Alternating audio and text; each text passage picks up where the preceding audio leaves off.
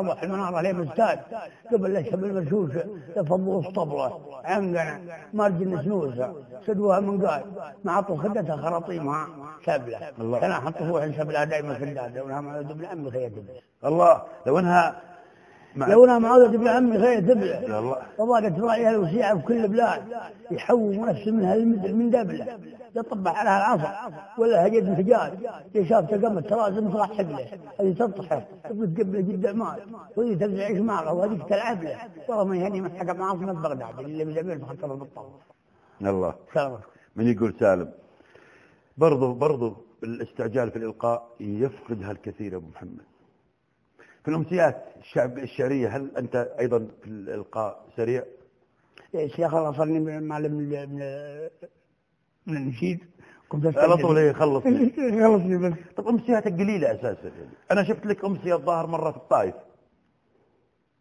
لا في أمسيات ما أدري أنا بالنسبة لي شفت لك واحدة أمسية في الطائف قليلة أمسيات سعد بن جدلان يعني مش كثيرة لدرجة إنك تصل لمرحلة أنا بدي أخلص ها؟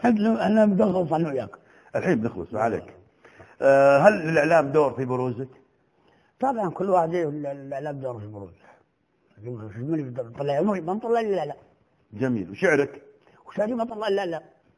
الإعلام يعني ما تنكر فضل الإعلام بعد الله؟ لا ما ننكر. الكثير من الشعراء يرون أن سعد بن جدلان أستاذ لهم، فمن يرى سعد بن جدلان أنه هو أستاذه؟ من هو أستاذك في الشعر؟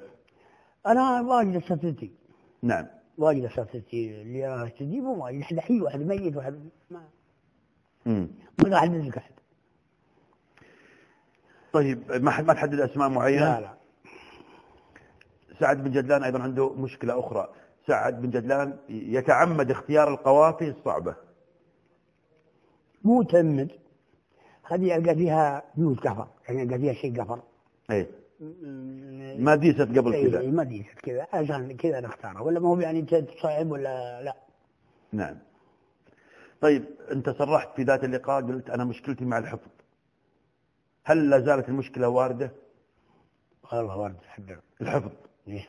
يعني عندك زهايمر مبكر يعني؟ كيف؟ زهايمر مبكر، النسيان. إيه النسيان هذا سايد والله في الناس كلهم، مو بغير فينا بس. يمكن مشاغل الدنيا. ومشاغل الدنيا كذا. نعم. سعد بن جدلان قبل الثراء وبعد الثراء كيف تعطي سعد؟ هل لما سعد بن جدلان تغيرت حياته الحمد لله إلى الأفضل ماديا طبعا، خفت معاناته فخف الحس الشعري؟ والله الحمد لله شكر لله احنا بخير إن شاء الله من بداية الدنيا احنا بخير. نعم.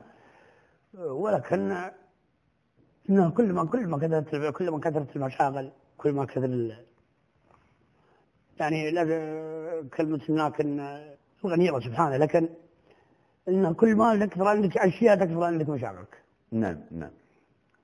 طيب هل الشاعر المبدع صعلوك أو إنها عبارة يعني رسخت في أذهان الشعراء وأصبحوا يتصعلكون؟ لا يتصعلكون. كاشف أبو محمد انت. ايه يتصعلكون.